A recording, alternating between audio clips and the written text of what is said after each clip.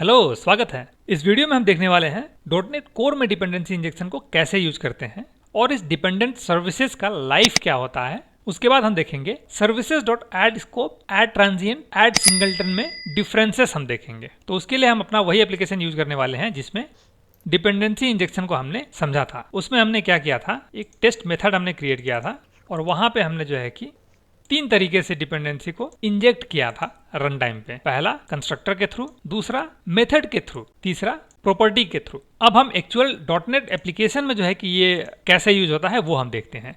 तो पिछले वीडियो में ही मैंने जो है कि थोड़ा बहुत एक्सप्लेन कर ही दिया था कि यहाँ पे कैसे यूज होता है। हम यहाँ पे अपने कॉन्फ़िगर सर्विसेज में एज ए सर्विस जो है कि उसको ऐड करते हैं। तो इस लाइन से क्या होता है कि ये हमारा एक IOC inversion of control container create करता है, ठीक है, और बेस्ड ऑन इस मेथड के नाम के हिसाब से उसका लाइफ टाइम सेट करता है कि भाई ये सिंगलटन होगा या फिर कोप होगा या फिर ट्रांजिएंट होगा, कैसा होगा। तो हमने जो है कि जैसा कि हमने देखा, हमने जो है कि कंस्ट्रक्टर के थ्रू डिपेंडेंसी इंजेक्शन यूज किया था। उसके लिए हमने इस कंस्ट्रक्टर में एज अ पैरामीटर इसको पास किया था, राइट। हमने जो है कि ये पैरामीटराइज्ड कंस्ट्रक्टर क्रिएट किया था जिसमें हमने उस डिपेंडेंट ऑब्जेक्ट को एज ए पैरामीटर यहाँ पे यूज किया था। उसके बाद इसके एक्चुअल जो भी मतलब हमने ऑब्जेक्ट बनाया था उस ऑब्जेक्ट में असाइन करके फिर थ्रू आउट द कंट्रोलर हमने उसको यूज किया था। दूसरा तरीका हमने ये देखा था कि मेथड में कैसे यूज करते हैं।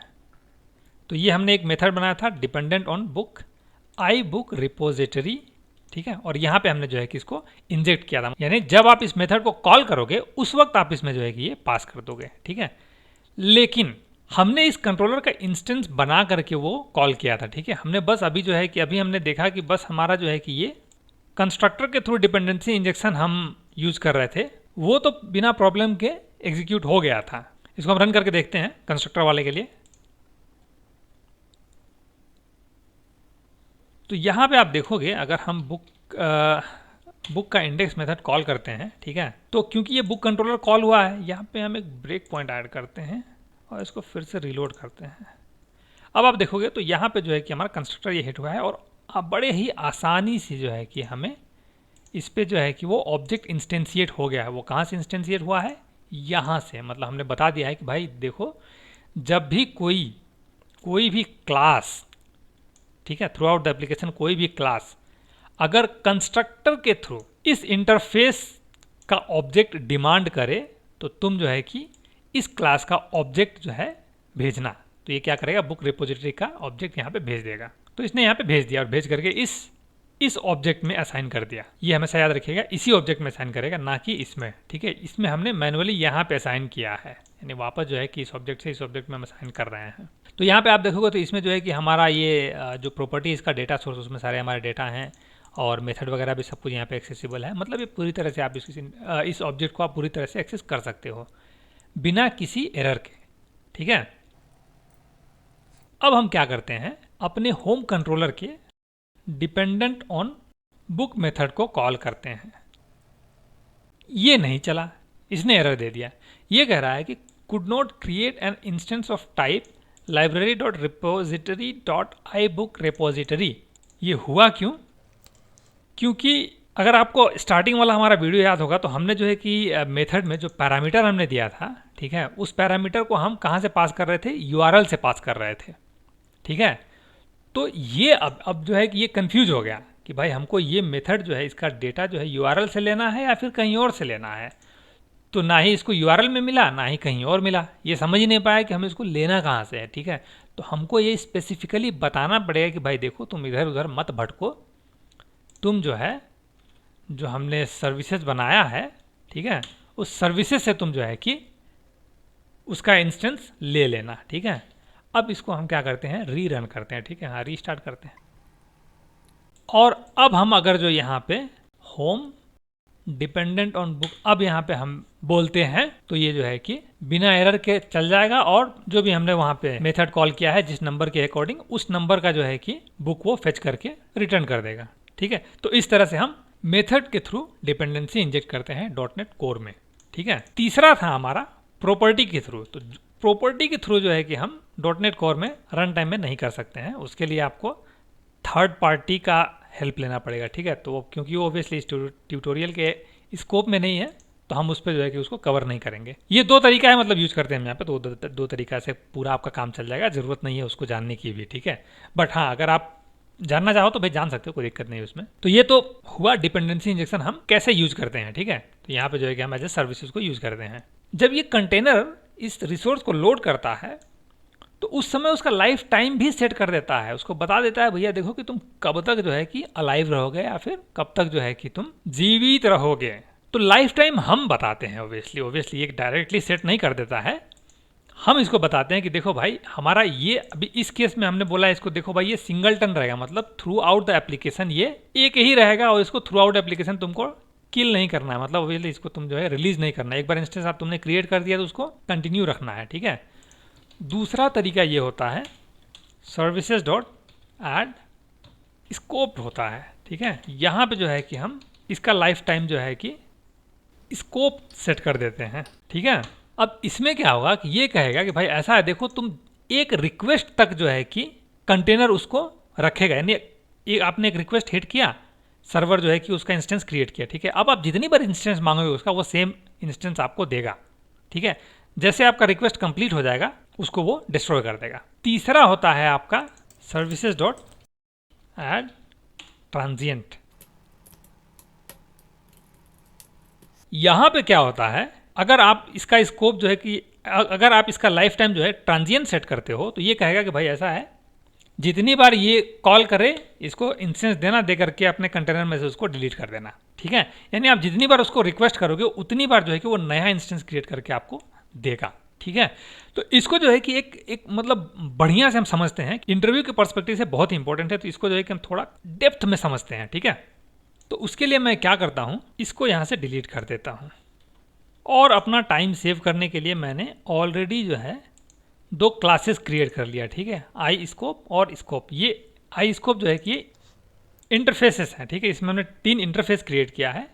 एक का नाम हमने जो है कि आई सिंगलटन दिया है, दूसरे का नाम हमने जो है कि आई ट्रांजिएंट दिया है, तीसरे का नाम हमने जो है कि आई स्कोप दिया है, ठीक है। और ये हमने स्कोप क्लास क्रिएट किया है जिसमें हमने तीनों इंटरफेस को इम्प्लीमेंट कर लिया है, ठीक है। यहाँ पे एक नंबर इंटीजर टाइप का हमने क्रिएट किया है और इसके कंस्ट्रक्टर में मैं उसको जो है कि असाइन कर दे रहा हूँ, और गेट डेटा एक मेथड है जो कि क्या करेगा, नंबर को फेच करने के बाद इंक्रीमेंट कर देगा। ये याद रखिएगा, पोस्ट इंक्रीमेंट है, ऑपरेटर है, ठीक है। अब हम क्या करते हैं, इस स्टार्टअप में यहाँ पे मैं सर्विसेज ऐड कर देता हूँ, ठीक है, सर्विसेज डॉट ऐड सिंगलटन, और यहाँ पे मैं क्या करता हूँ आई सिंगलटन, ठीक है। और इसमें मैं क्या करता हूँ, स्कोप पास करता हूँ और सर्विसेज डॉट ऐड स्कोप, यहाँ पे मैं स्कोप इंटरफेस पास करता हूँ। उसके लिए भी वही सेम जो है कि क्लास पास करता हूँ और सर्विसेज डॉट ऐड ट्रांजिएंट में भी जो है कि आई ट्रांजिएंट इंटरफेस और सेम अपना क्लास जो है यहाँ पे पास करता हूँ, ठीक है। अब इसको मैं करता हूँ सेव, और इसको जो है कि हम एक्चुअल में यूज करेंगे अपने होम कंट्रोलर के अबाउट अस मेथड में, ठीक है। तो उसके लिए हम यहाँ पे क्या करते हैं, उसके लिए मैं कंस्ट्रक्टर के थ्रू इंजेक्ट करूँगा, ठीक है। तो अपना टाइम बचाने के लिए मैंने कोड जो है कि ऑलरेडी टाइप कर रखा है, उसको मैं पेस्ट करता हूँ। यहाँ पे आप देखोगे तो हमने जो है कि जो इंटरफेस क्रिएट किया था, आई स्कोप, आई सिंगलटन और आई ट्रांजिएंट, ठीक है, उनके लिए मैंने दो वेरिएबल्स बना रखे हैं, ठीक है। आई स्कोप के लिए 2 बनाया है, सिंगलटन के लिए 2 बनाया है और ट्रांजिएंट के लिए जो है कि हमने 2 बनाया है, ठीक है। और हमने जो है कि कंस्ट्रक्टर क्रिएट किया है होम कंट्रोलर के लिए, और वहाँ पे जो है कि हमने 2 बार इसको पास किया है। और यहाँ पहली बार में जो है कि हमने पहला एक वेरिएबल बनाया है, दूसरी बार में हमने दूसरा वेरिएबल बनाया है, ठीक है। तो पहली बार में हमने पहले वाले में असाइन किया, दूसरी बार हमने दूसरे वाले में असाइन कर लिया है। फिर सिंगलटन के लिए भी हमने वही किया है, ट्रांजिएंट के लिए भी हमने वही किया है, ठीक है। उसके बाद यहाँ पे हमने जो है कि उसको ऐड कर लिया है यहाँ पे। अब हम क्या करते हैं, अपने अबाउट अस मेथड को थोड़ा सा मॉडिफाई करते हैं। उसके लिए हम क्या करते हैं, यहाँ पे थोड़ा सा कोड जो है कि पेस्ट करते हैं। तो यहाँ पे हमने जो है कि व्यू बैग यूज़ किया है, और व्यू बैग में हमने जो है कि ये प्रॉपर्टी क्रिएट किया है, और जो भी हमने ऑब्जेक्ट बनाए थे सिंगलटन, ट्रांजिएंट और स्कोप, उनका जो है कि गेट डेटा के थ्रू वो नंबर कॉल करके इसमें असाइन कर दिया। ठीक है, सेम चीज़ हमने जो है कि सेकंड वाले इंस्टेंस में भी हमने वही किया है। अब जो है कि हम अबाउट अस के व्यू पे जो है कि थोड़ा मॉडिफिकेशन करते हैं। ये हमने पिछले वीडियो में जो है कि क्रिएट किया था, इसको जो है कि यहाँ से हम क्या करते हैं, रिमूव करते हैं और यहाँ पे जो है कि हम ये टेबल पेस्ट कर देते हैं। ठीक है, तो इस टेबल में अगर आप देखोगे तो हमने जो है कि ये हेडर क्रिएट किया है, जिसमें जो है कि मैंने एक सिंगलटन हेडर दिया है, स्कोप दिया है, ट्रांजिएंट दिया है। ठीक है, और यहाँ पे 2 रो हमने क्रिएट किया है, पहला रो ये है, दूसरा रो ये है। ठीक है, हर रो में जो है कि हमने वो वैल्यू अकॉर्डिंगली असाइन किया हुआ है। इसको जो है कि अब हम रन करते हैं और देखते हैं क्या होता है। ये हमारा होम का इंडेक्स कॉल हुआ है। अब हम क्या करते हैं, अबाउट अस कॉल करते हैं। यहाँ पे आप देखोगे, ठीक है, थोड़ा मैं इसको जूम कर देता हूँ, तो यहाँ पे आप देखोगे तो पहली बार देखिए सिंगलटन में पहली बार फेच हुआ 0 रहा। ठीक है, अगर यहाँ पे आप हमारे अपने इस क्लास को देखोगे तो पहली बार जब ये फेच हो रहा है तो ये तो पहले जो भी 0 हमने यहाँ पे रखना है वो फेच कर ले रहा है, उसके बाद नंबर को इंक्रीमेंट कर दे रहा है। ठीक है, सबके लिए, सिंगलटन के लिए भी वही है, स्कोप के लिए वही है, ट्रांजिएंट के लिए भी वही है। लेकिन जब दूसरी बार जो है कि हमने दूसरा इंस्टेंस क्रिएट किया है सिंगलटन के लिए, तो हमें क्या मिला, 1 मिला। मतलब हमारा जो है कि सेम इंस्टेंस, अगर आप यहाँ पे जाओगे होम कंट्रोलर पे, तो यहाँ पे आप देखोगे कि भाई पहले हमने जो है कि इसके लिए कॉल किया और इस यहाँ पे जो है कि दूसरे के लिए कॉल किया है। ठीक है, तो यहाँ पे क्या हुआ है कि सेम ऑब्जेक्ट हमको इस बार भी मिला है। ठीक है, मतलब वही ऑब्जेक्ट में है, उसी ऑब्जेक्ट को जो है कि दोबारा से हमको भेज दिया है। तो यहाँ पे भी जब आपने जो है कि गेट डेटा मेथड कॉल किया तो वो इंक्रीमेंट कर लिया। लेकिन ट्रांजिएंट में ऐसा नहीं हुआ है। ट्रांजिएंट में आपको पहले इंस्टेंस के लिए भी आपको 0 मिला है, दूसरे इंस्टेंस के लिए भी आपको 0 मिला है। यानी यहाँ पे आप देखोगे तो इसके लिए भी आपको एक नया इंस्टेंस मिला है जो पहली बार कॉल किया है इस नंबर को। ठीक है, तो यानी वो नंबर जो भी है स्टार्टिंग में 0, वही 0 यहाँ पे भी है। दूसरे बार में भी वही हुआ, दूसरे बार में ये नया इंस्टेंस क्रिएट हुआ है, इसलिए नंबर जो है कि 0 हो गया है। और इस वजह से इसके थ्रू जब आपने जो है कि गेट डेटा कॉल किया है तो वो 0 हो गया है। ठीक है, अब हम इसको क्या करते हैं, URL हम कॉपी करते हैं Ctrl+C और यहाँ पे पेस्ट करते हैं और इसको हम एंटर करते हैं। अब यहाँ पे आप देखोगे तो ये हमारा दूसरा रिक्वेस्ट था, ये हमारा पहला रिक्वेस्ट था। पहले रिक्वेस्ट में सिंगलटन 0 था, दूसरा इंस्टेंस यानी उसी रिक्वेस्ट में हमने दूसरी बार उसको कॉल किया है तो ये सेम इंस्टेंस रिटर्न हुआ था। स्कोप के केस में भी वही हुआ था, पहली बार हमने कॉल किया तो नया इंस्टेंस क्रिएट हुआ, दूसरी बार हमने अगर इंस्टेंस को कॉल किया तो ये सेम इंस्टेंस हमको रिटर्न कर दिया था। ट्रांजिएंट के केस में ऐसा नहीं हुआ था। ट्रांजिएंट के केस में क्या हुआ था, पहली बार में 0 था, दूसरी बार में हमको ये नया इंस्टेंस क्रिएट किया, उससे जो है कि इसीलिए हमको यहाँ पे 0 मिला।